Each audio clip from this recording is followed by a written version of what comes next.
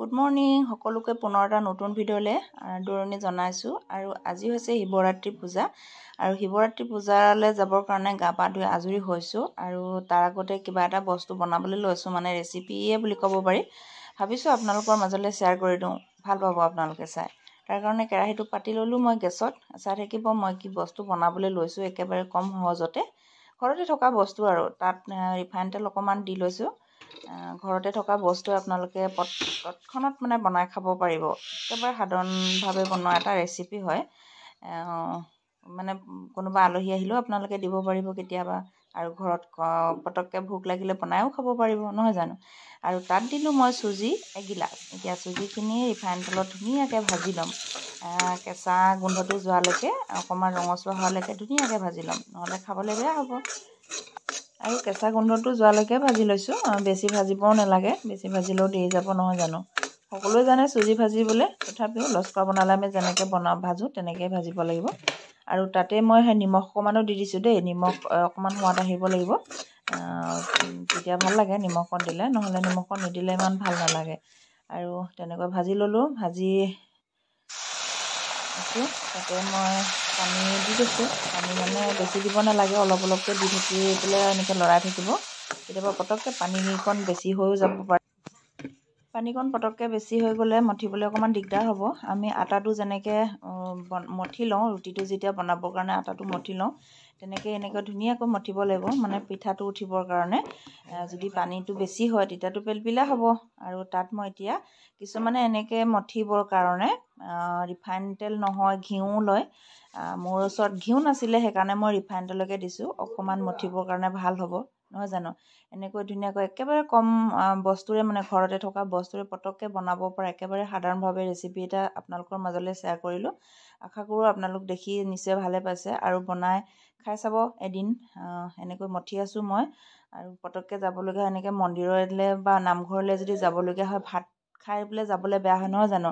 এনেকৈ যদি বস্তু এটা বনাই পেলাই খোৱা হয়, তেতিয়াহ'লে পেটটোও মানে জোৰ পৰি থাকে আৰু লগতে মুখৰ সোৱাদো আহে।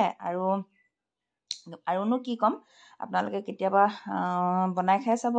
এনেকৈ কম সময়তে এগিলাচ চুজিৰে মানে বহুতখিনিয়ে মঠীয়া পিঠা হৈছিলে দেই মোৰ, কিন্তু ভালেমানখিনি হৈছিলে। আৰু ফুলি যায় যে ৰিফাইন তেলত ভাজিলে, মানে সেইকাৰণে। এয়া মোৰ ইমান গাল পিঠা হৈ গ'ল, দেখিছে। এগিলাচ চুজিয়ে কিমান গাল হৈ গ'ল।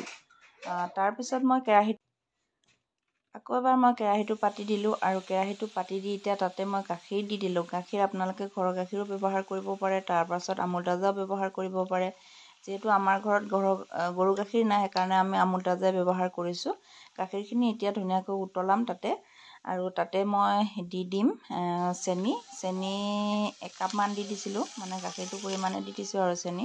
আৰু আপোনালোকে গুড়েও খাব পাৰিব, আপোনালোকৰ কথা, গুড়ে খায় চেনিয়ে খায়, চবৰে চইচটো বেলেগ হয়, নহয় জানো।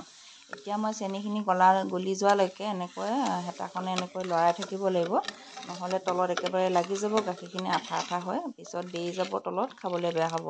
চেনিখিনি গলি নোযোৱালৈকে আপোনালোকে এনেকৈ হেতাখনে লৰাই থাকিব।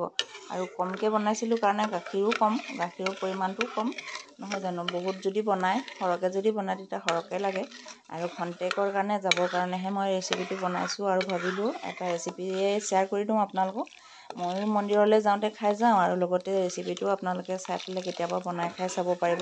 সেই বুলি ভাবিয়ে ভিডিঅ'টো কৰিলোঁ আজি। আপোনালোকে নিশ্চয় কেতিয়াবা বনাবৰ কাৰণে যা যোগাৰ কৰিব, খাবৰ কাৰণে। আৰু তাত মই বনাই থোৱা এতিয়া মঠীয়া পিঠাখিনি তাত দি দিলোঁ। মানুহে কয় বৰা চাউলৰ মঠীয়া পিঠা বনাই খায়, কিন্তু যদি বনাব জানে চব বস্তুৰে বনাই খাব পাৰি। বিশেষকৈ এতিয়া চুজিৰে বনাইছোঁ, নহয় জানো। খাবলৈ কিন্তু বহুত টেষ্টি হৈছিলে দেই, মোৰ একদম বহুতেই সোৱাদ হৈছিলে। ল'ৰাই আৰু বাপেকেতো একদম খুজি খুজি খাইছিলে, কিন্তু উপায় নাই, খন্তেকৰ কাৰণে বনাইছিলোঁ পটককৈ। একাপ চুজিয়ে, মানে এগিলাচ চুজিয়ে কিমানখিনি পিঠা হ'ব। পটককৈ খাই যাবৰ কাৰণেহে বনোৱা হৈছিলে। বহুত টেষ্টি হৈছিলে খাবলৈ। ৰেচিপিটো কেনেকুৱা পালে জনাব কমেণ্টত। আৰু যদি ভাল পাইছে লাইক কৰিব, শ্বেয়াৰ কৰিব, নতুনকৈ অহাসকলে চেনেলটো ছাবস্ক্ৰাইব কৰি ল'ব। তেতিয়াহ'লে সকলোকে ধন্যবাদ জনাইছোঁ। পুনৰ এটা নতুন ভিডিঅ'ত লগ পোৱাৰ আশাৰে বাই বাই।